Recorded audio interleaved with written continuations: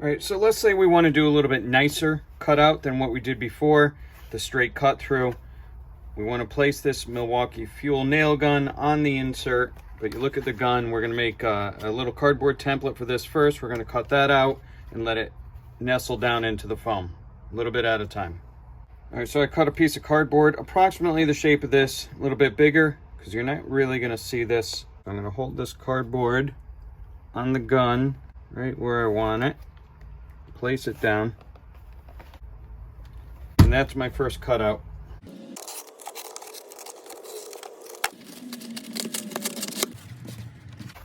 Alright, so that'll set it in a little further to allow me to be able to run the marker around it a little more effectively.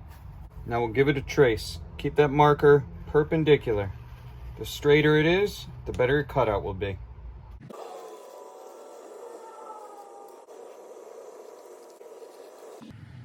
So I'm going to work into this cut. So we pre-cut that out. I'm going to cut this out next, set it in there, just take a look at it, and then figure out what and how I want to cut the rest of it in.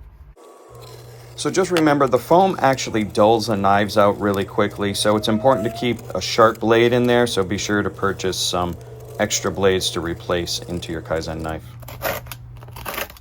Little cross hatch always helps remove the foam.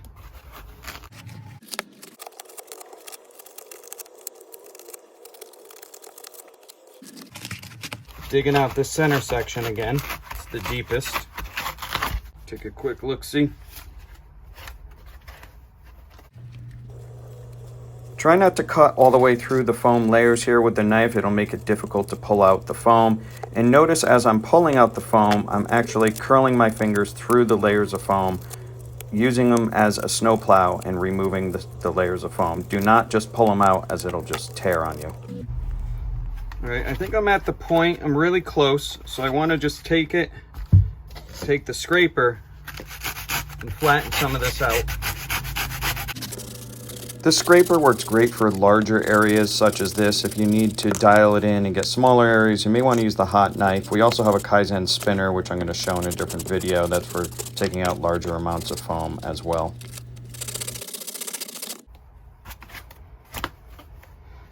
I think I'll be all right with that. Fits pretty good.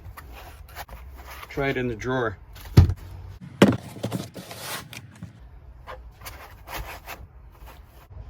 All that's left here is put this tray in so I have some place to throw the nails.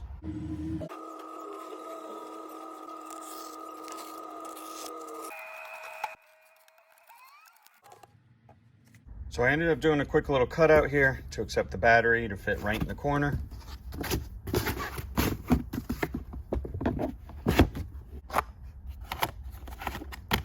And as you can see, multi-level peeled cutout fits this gun really nicely.